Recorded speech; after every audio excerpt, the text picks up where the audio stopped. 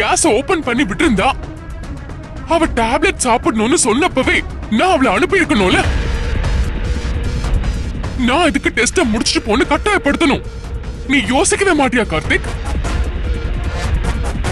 ஏய், ஒருவேளை முன்னாடியே கேஸ் ஓபன் ஆயிருந்தா நீ கிச்சன்ல காலை வச்சதுமே ஸ்மெல் தெரிஞ்சிருக்கணுமே. ஆனா நீ உள்ள போய் ரொம்ப நேரம் கழிச்சுதான் ஐயோ அம்மான்னு கத்துன. அது வரைக்கும் உனக்கு ஸ்மெல் தெரியலையா? என்ன நீயே கேஸ திறந்து விட்டுட்டு டிராமா பண்றியா? ஏய், அவ எதுக்கு நீ கேஸ திறந்து விடணும்? அது நீங்க பெத்தெடுத்து வச்சிருக்கீங்களே ஒரு தங்கம், அதுகிட்டே கேளுங்க. எப்போ டாக்டர் செக்கப்க்கு வராங்கன்னு தெரிஞ்சதோ அப்போல இருந்தே அவ பயத்திலே இருக்கா. அதோட கிளைமாக்ஸ் தான் இந்த கேஸ் லீக் நாடகம். ஐயோ, எனக்கே உண்மையை கண்டுபிடிச்சு என் பக்கம் திருப்பி விடுறாளே. அஞ்சலி, எப்படியாவது சமாளி. இது இப்படியே விடக்கூடாது.